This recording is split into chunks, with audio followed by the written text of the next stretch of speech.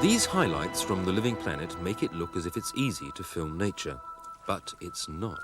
It's a tricky business because polar bears, given half a chance, would like to eat cameramen. The trouble with nature is it doesn't know when it's meant to be collaborating. Whales lead a very private life to which filmmakers are not invited. And birds just don't see any point normally in flying alongside a car full of cameras. So the makers of the living planet had to use all their natural low cunning and perseverance in order to play nature at its own game. This is the story of how it was done, how some things went wrong, but most things eventually came right.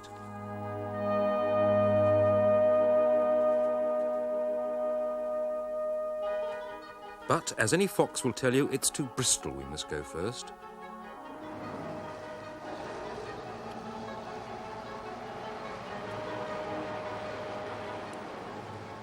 Foxes now flock to Bristol from all over the country, hoping to be talent-spotted and given their own TV show.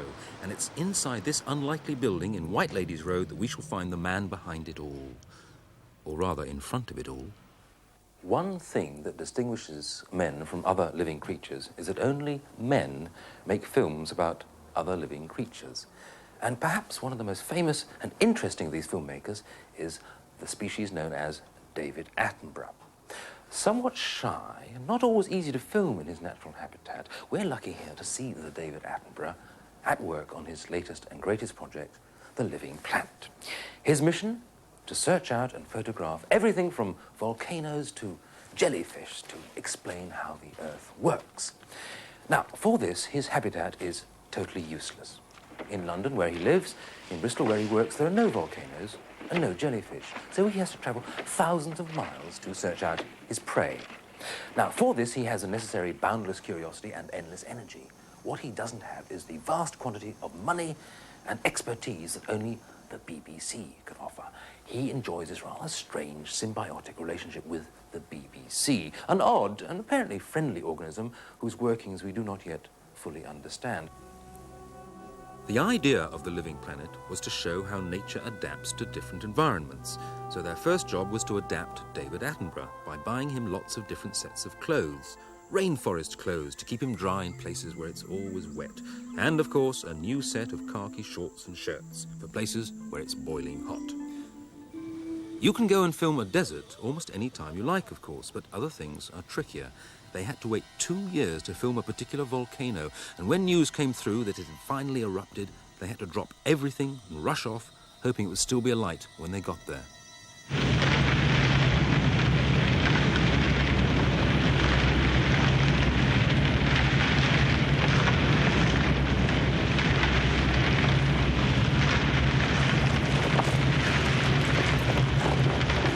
It seems to me, I don't know if it does to you, that there's a danger with nature films, that they come over as so smooth and professional. I mean, things happen on cue so much of the time. People may get a false impression of what nature is really like. Yes, and that, in a sense, is a sort of the artifice of making films, because all writing and all filmmaking and all recording is artificial, because you are trying to give a person through artifice, the viewer through artifice, the impression that the camera is not there. And you are continually pretending that, I mean, you and I sitting here are surrounded, as we know, by recordists and cameramen and all kinds of people. Yes. Right. So, but you and I are pretending they aren't there because at the moment you are wishing to talk about what we're talking about. Right, well, OK, if you have slightly interfered with nature, nature presumably has slightly interfered with you as well. I mean, what sort of difficulties do you get making a program like this? What are the most amusing moments you remember? Well, they are the difficulties, really. No, the difficulties are not actually experienced by me, because the bits that I do are the easiest bits, in as much as that it's not too difficult to sit on a rock and answer questions, or it's not too difficult to walk onto a rock and look at a camera and say something. The difficulties are those that are encountered by the cameramen and the directors and the recordists, who actually have to get an animal doing something which perhaps nobody's ever even seen before. Those are extremely difficult things to do. But before you even try to do that, you have to get there. And the most interesting environments are, for some odd reason, always the furthest from public transport.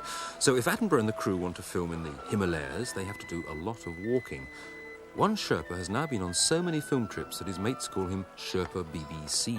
Those two going the other way are probably ITV Sherpas.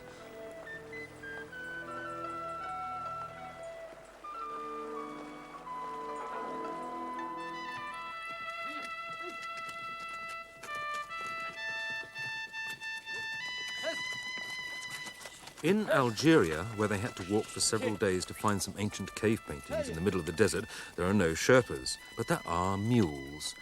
The man with the big rucksack is a junior producer. The man with the small rucksack is a senior producer. Film crews, like everything else in nature, have pecking orders. South America has something you don't find in the desert or in the Himalayas: navigable rivers. I think rivers are the environment that natural history film crews like best. Even so, if there's only enough room for the cameraman or his equipment, but not both, it's the cameraman who has to get out and push.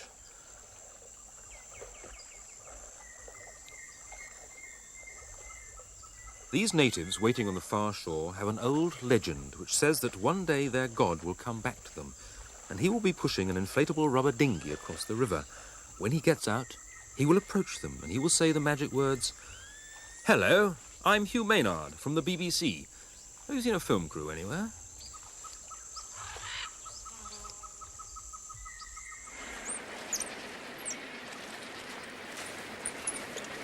Well, they hadn't seen a film crew, apparently, and nor, it seems, had David Attenborough off the Peruvian coast, where we find him not only doing his own stunt work, but taking care of the equipment as well.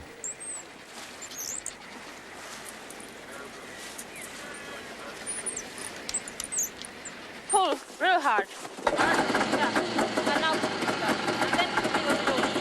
Then you push this down, and when you don't want that it moves, you just lift your hand, and that's brake. That's brake. the brake, Yeah. What's But, this one? oh, that's the other brake. Yeah.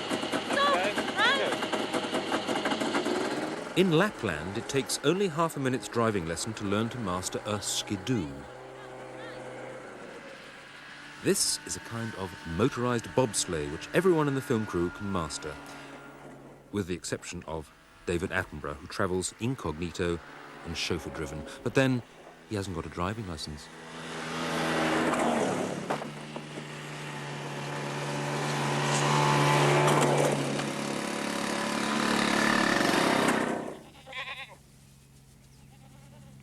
The most ambitious trip taken by any of the teams was to the remote part of the Sudan, where the main runway was nibbled flat just in time. There was no other way of getting here than by hiring a plane. There are simply no roads anywhere around, and if you did try to drive across country, you'd hit floods.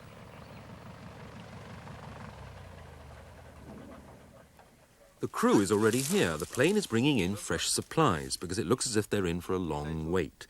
They've come to film the elusive antelope known as the white-eared cob. Not a great deal is known about the cob. We know that it's highly prized by David Attenborough for filming. We also know that it's highly prized by the locals for cooking.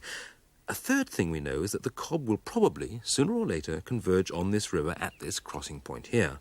It's by no means a certainty, though, and the crew may be taking a huge gamble to come here and then go away with nothing more than a shot of a Land Rover at sunrise. In nature films, nature always appears dead on cue. In real life, it comes into sight as and when it feels like it, so the crew has to be on duty every day when the sun comes up. Meanwhile, they just sit and wait. Film crews are very good at waiting. That's because they practice all the time, in airport lounges, customs areas, and planes with rotten movies all over the world. I have now learnt not to tell a natural history filmmaker what an exciting life he must lead. And so have the locals.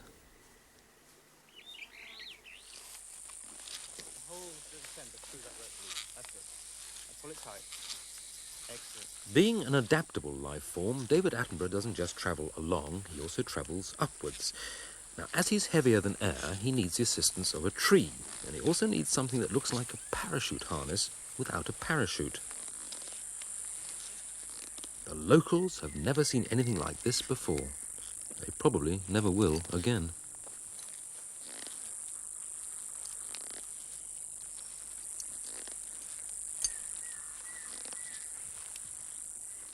Meanwhile, back in the Sudan, no sign of the Cobb, so we've time to look at a balloon. David Attenborough is going up in this balloon to see what the sky looks like when you're looking down on it from on top, which gives us the chance to see what Attenborough's little ecosystem is like when it's crushed into a little space.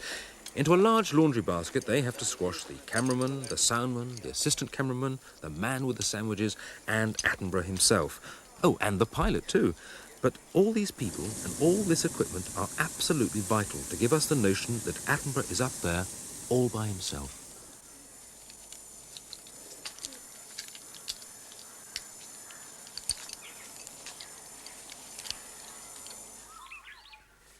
Back in the Sudan, the news is that the Cobb have finally been sighted, coming more or less in this direction. Cameraman Hugh Maynard is up before the sun, as usual.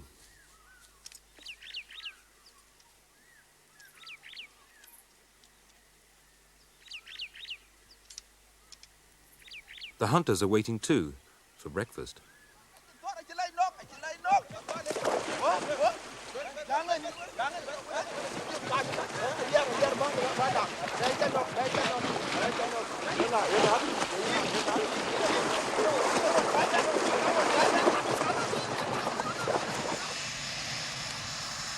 And at the top of the transport scale, a plane which can simulate zero gravity.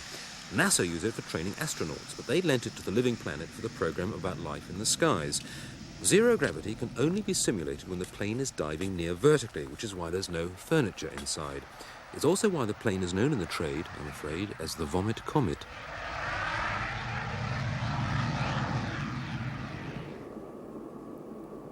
Sensitive viewers may like to be reassured that there is nothing at all distasteful in the following scenes. Some creatures have managed to overcome the forces of gravity so well that they have managed to launch themselves into the air and so fly. Playing conditions are not very good today, I'm afraid, and the team is having some difficulty keeping its footing, but this does make for some very thrilling moments. So let's see again, in slow motion, the controversial incident when cameraman Martin Saunders was dropped at second slip by David Attenborough.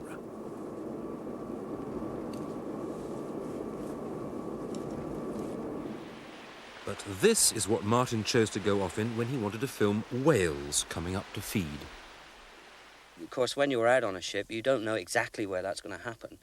So the rigging of the ship was a terrible problem, because every time you move the camera, you've got rope ladders or ropes of all descriptions coming in the shot. So the way we got over that was to actually film it sat on the end of the bowsprit, and it gave a 180-degree angle of view, so you could immediately swing and get the camera pointing in the right direction. We had a week to do it, and in fact, on the next to last day, we found the whales. And fortunately, it was in a rather ideal situation because the sea was mirror calm, and there is a problem seeing things happening underwater and trying to show something that's happening underwater from above the surface. You could see the ring of bubbles happening, and you could also see the panic of the fish, which sort of boiled on the surface to try and get out of the way of this huge mouth, which was coming at them from below. And so there's this sort of boiling effect on the surface of the sea, and then the whale comes straight through the middle of it.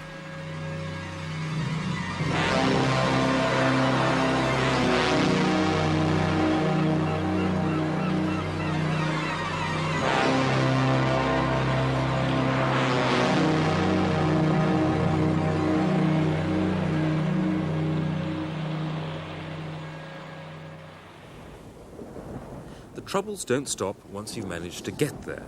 You've then got the problem of getting the best picture, or indeed any picture at all.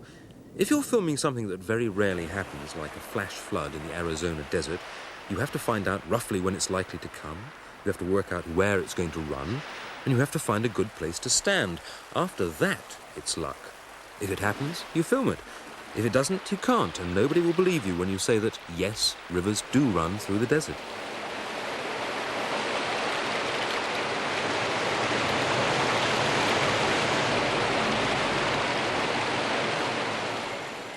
In the rainforest, it's always wet. Easy to film, you might think, but ask yourself this simple question. How would you set about getting a moving shot of the forest like this? Well, it's easy, really. You tie yourself to a rope and throw yourself off the top of the highest tree, making sure first you have a friend tied to the other end. Then, when he's got to the top, you ask him to throw himself off so that you can go up filming. The only snag is that at the end of filming for the day, one of you is stuck at the top of a tree. And as if things weren't tricky enough, you might find yourself asked to get as close as possible to the biggest lizards in the world, the Komodo dragons.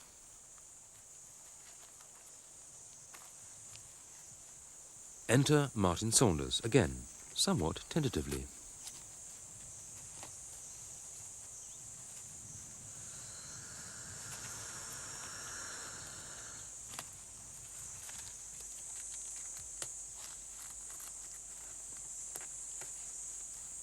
This is what it looks like from up here, but what does it look like from where Martin is?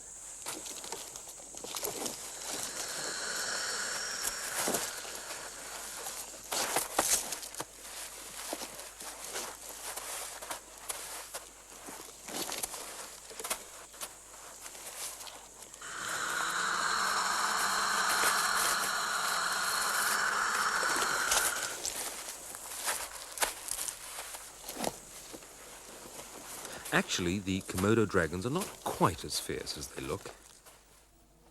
Polar bears, on the other hand, look very furry and very cuddly, and they kill quite a few people every year.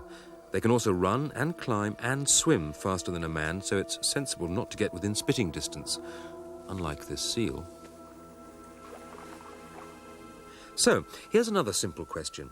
How would you get close enough to get pictures like these, remembering that a polar bear is always hungry, that you look like food to him, and that he never bothers to say grace before he eats? Well, in Canada, scientists have discovered the ideal place for observing polar bears. It's a cliff top, from where they can look down on the snow and ice below where the bears live. Down below, the bears can look up at the scientists, hoping one of them will venture down one day and become supper. This is called ecology. The scientists have even constructed a lavatory with a door containing a bear-shaped observation hole, so that one cameraman can sit inside in comfort and safety, while the rest form a queue outside. But Hugh Miles, the BBC cameraman, has a problem. From up here, his zoom lens can turn a distant dot into a recognisable polar bear, and coming this way. But it's not close enough to satisfy him. So what does he do? Well, he does something that no sane man would ever do and goes to the bottom of the cliff till the bear is only 25 yards away. And then, like an idiot, he unscrews his flask of hot soup, which the bear suddenly smells. And if the bear hadn't got somewhere better to go to, our film at this point would turn into a tribute to the late Hugh Miles.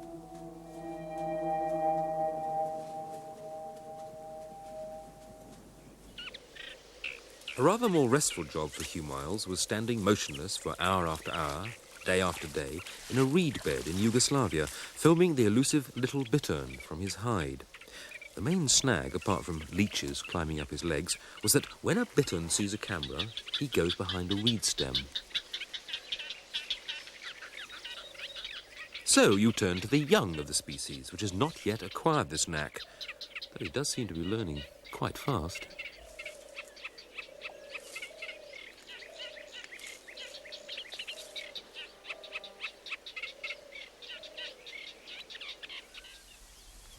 Cameraman Neil Rettig's problem was to find out how to film a rhea, a bird very like an ostrich.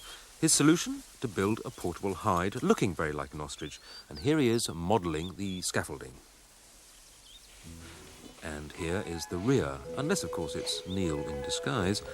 And here is the crowd that always gathers whenever filming's taking place anywhere in the world. The message from these cows is obvious. Why film a stupid bird like a rhea when you can film a dozen handsome pieces of beefcake like us?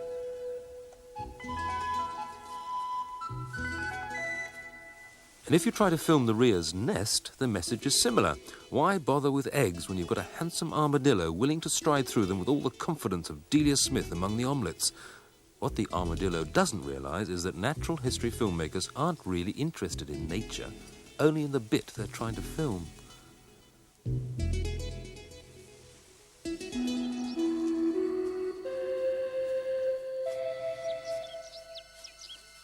The strange creature with the snout like an Italian handbag is an anteater. The strange creature with earphones and a snout like a mine detector is a human being called Dickie Bird, who is a sound recordist, and together they're engaged in the strange ritual dance called getting some background noise.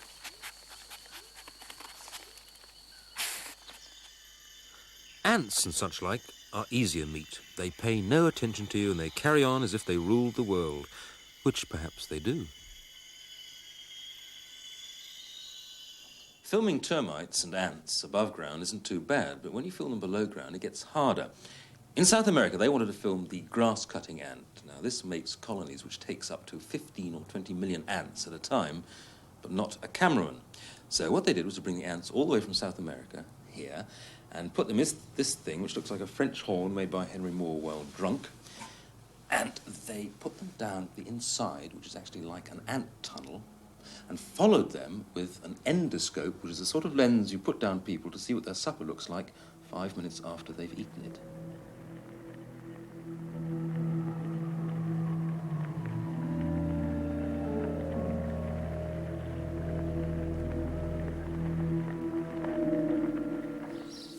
Believe it or not, more trouble was taken over these little goslings than any other creature in the living planet. From the moment they were born, they were destined to grow up and be in it. They are red-breasted geese, and their mother is a goose, but they don't know that. They think their mother is Mrs. Rose Eastman, and at the moment they think she's just a pair of red gumboots.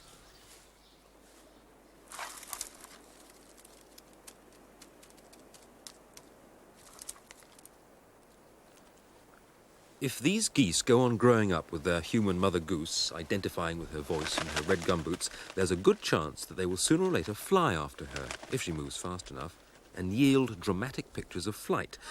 At first, she just takes them for walks with her voice, now on a cassette, but soon available on LP and single. And the next step was to put Mrs. Eastman on a bicycle and see if the birds followed her. All this proved, really, was that flying is a much quicker way of travelling than bicycling.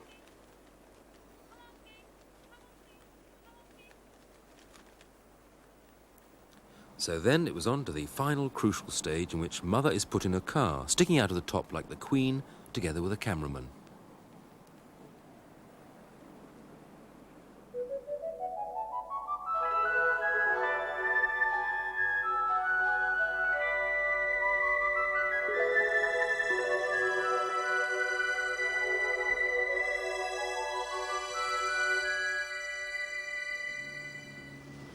There's more to the living planet than just wildlife and exotic locations. There are backroom boys as well, and here in sun-drenched Boreham Wood lives the globe, which featured in every episode of The Living Planet. But even filming a globe is no picnic. For a start, you have to carry it in without dropping it.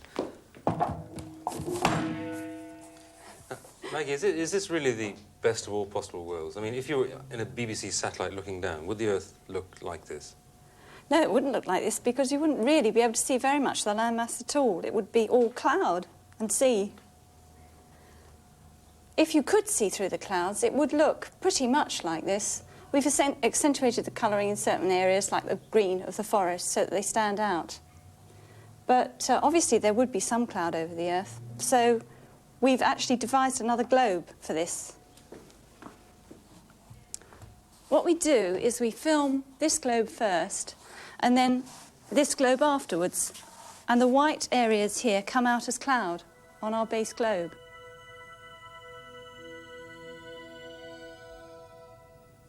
Filming the globe turning is a bit like walking around Britain wearing bedroom slippers. Very slow and very boring. To turn the globe completely once, you have to turn that handle 5,000 times and let the camera click over once with each turn of the handle. In other words, it turns far slower than the real thing. And people wonder why TV programs take so long to make. Another problem arose with the filming of the bottom of the Pacific Ocean. The problem is quite simple. It can't be done. Even if you could get deep enough, it would be far too dark. So The Living Planet built its own Pacific seabed here in Britain, with materials imported directly from the real ocean floor and from the real mountains at the bottom of the real Pacific.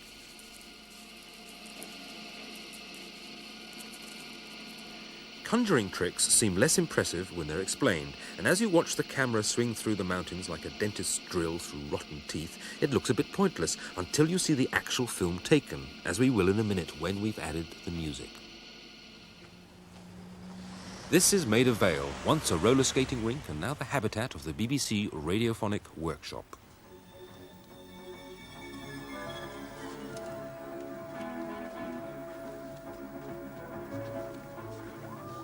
Here they've also been wrestling with the problem of what nature sounds like, or rather should sound like, because much of the time it doesn't make a great deal of noise at all. So they've asked composer Elizabeth Parker to invent enough sound to go with 12 Hours of Nature, and they keep her locked up in one of these little cells.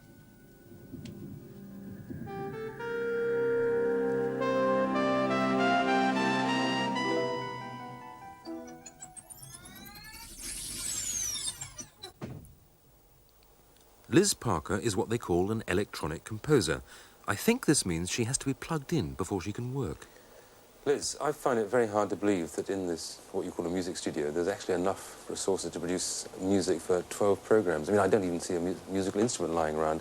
So what have you got here? Well, my most basic piece of equipment is a synthesizer. And I've got 3 of those, so they provide the basis for the music. I also have various devices through which I can manipulate sounds off the synthesizer, or natural sounds. For example, the harmonizer is one of them. If we take a simple sound like just sort of that sort of sound, if we put it through the harmonizer, which is sometimes called the fairy dust machine, in fact, you'll see why, because it gives quite a pretty effect. Yeah. It's going a bit high. And then if we add a bit of flutter echo, that's another very simple way of manipulating the sound. I've also got a vocoder, which is something that I can sing into and play at the same time. And the resulting sound is a combination of voice and instrumental sound, which I've used fairly extensively throughout the 12 programs. And a phase shifter, which if you can imagine the sound as a piece of ribbon, it kind of turns the sound round and makes it move up and down. No, I can't imagine that. Then, of course, apart from all that, I have all the natural sounds that I've used very extensively. The bottles? Even the bottles, yes. What I do with those is to process them through a computer here, and the computer puts them back onto the synthesizer as a natural sound. If I just call up this particular sound, there's it. Well, that's actually got harmonizer on as well. Now that is actually the sound of a bottle, me blowing across a bottle, and you can see it becomes a musical instrument. One can do the same with the bells, that bell up there. One can do it with scratching mics, paper, glass crashes, anything. So that actually adds enormously to your So you give the computer one note and it can deduce all the other notes that it can play? Yes. In this particular scene, we're going along the ocean bed and looking at these amazing mountains right at the bottom of the ocean. Music is trying to convey that feeling of mysteriousness and beauty and strangeness.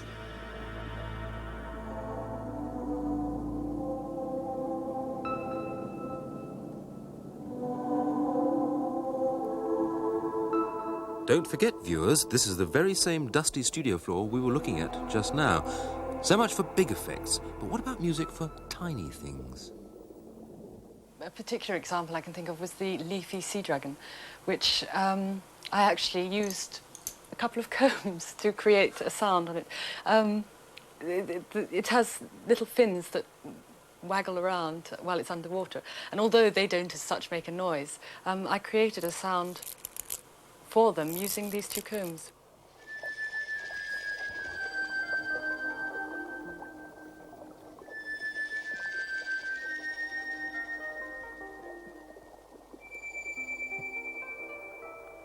This is a weedy sea dragon. It's beautiful and it's amazing, but you didn't see it in The Living Planet. That's because they already had the even more picturesque leafy sea dragon, and apparently there's only room for 1 sea dragon in any nature film. And at this point, I'd like to pay my own personal tribute to the things that didn't make the big time. To the Poitou, for example, which showed no desire at all to go into showbiz and looked like Frank Sinatra being asked to smile for the press. It even tried to bite the cameraman. To the lowly Lichin, which, although they speeded up the film, still wasn't glamorous enough at the auditions. To the Rocky Mountain Goat, which was filmed to show off its hairy protection against the snow, but was ruthlessly dropped from the production because there was no snow. The snow was all up in the Rocky Mountains. To the prairie chicken, which is adapted for running about on the green grassy prairie and was given the chop because there was far too much snow, so that it looked like a kind of Kentucky frozen chicken. I'd like to pay tribute to the ghost crab. The only thing it did wrong was to run away to sea, and the only reason it did that is that it was being chased by a man with a camera.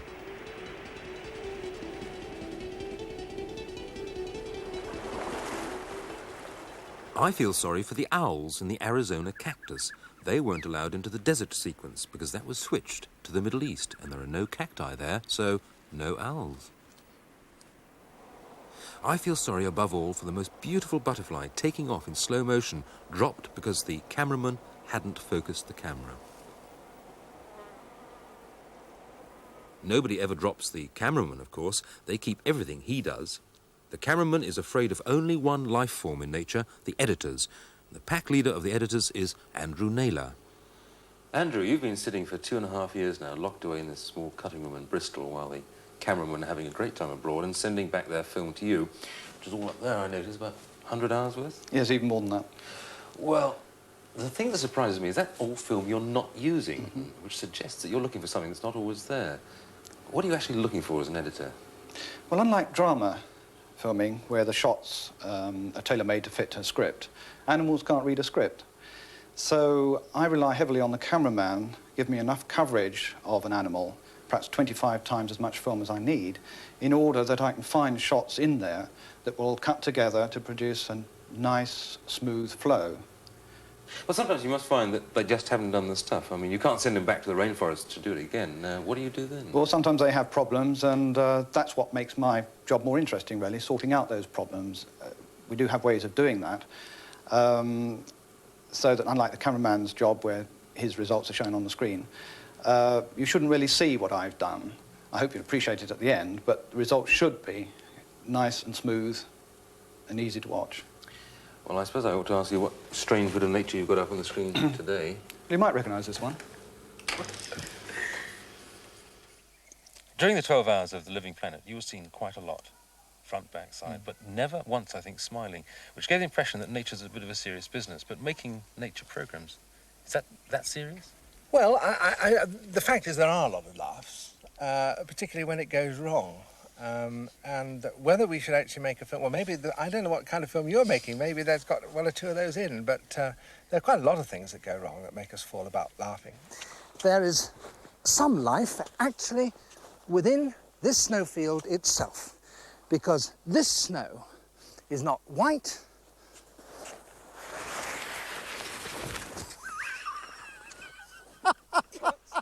and this is perhaps the most extremely adapted of all New Zealand's island living forms. This is the kakapo. What David doesn't realise, I think, is that nature may now be starting to adapt to him. Watch this kakapo listening very carefully to what David is saying. Above all, watch what it does when David says the words, "sit still." It has lost its powers of flight. Indeed, its only defence is to sit still, which is how I can approach it so closely here. The second feature it has is that it is a giant. Like so many other island-living animals, it's very big of its kind. It's the biggest of all parrots. Or look at this animal, a male black sable. See it present its profile to the camera and back again. As soon as it's sure it's being filmed, what does it do? It goes behind a bush, or as we'd say, into its dressing room, and then does a lightning-quick change act, and, with a great theatrical flair that any Attenborough would envy, comes out again as a brown female sable. Even a supposedly remote and deserted river in South America can show off and play up to David Attenborough. It's bigger, it's broader, and its waters contain not only sand and gravel, but are rich with nutrients that have washed in from the vegetation that covers its banks. And after it's crossed its last patch of rapids and tumbled over its last fall, it becomes a very different river indeed.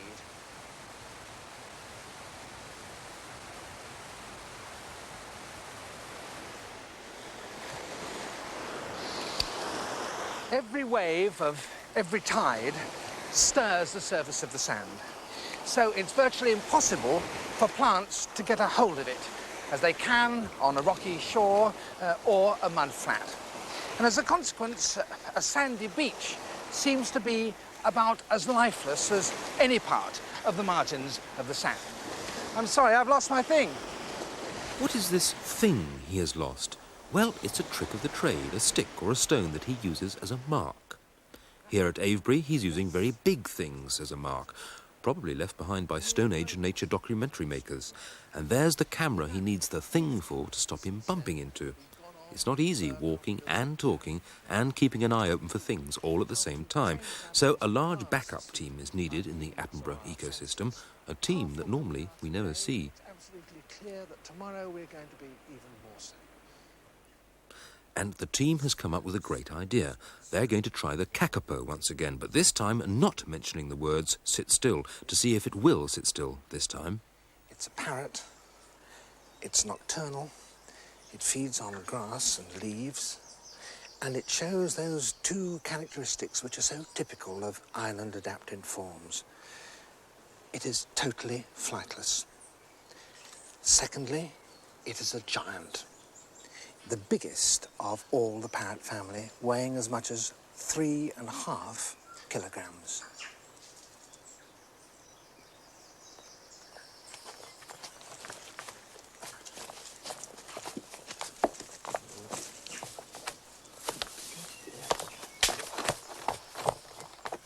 One last question, because in fact the rock you're sitting on is about to go up with a big bang. Yes. I must get a question. I knew it was a joke rock, yes. Is it this place here in Jordan is the last location that you're doing for the series after 3 years? What now? I've no idea. Well, I mean, I've got one or two ideas of the programmes that we might do, but actually, truthfully, I haven't really thought about them, simply because after this, this has so obsessed all of our minds for so long that it's very difficult to see beyond it. Well, that's enough, I think. If we could explode the rock now, please. Oh, cut! The rock hasn't gone off. And so, all over the world, scarcely able to believe that the living planet is really finished, nature is going back into the bush, knowing that one day, surely, David Attenborough will be back again.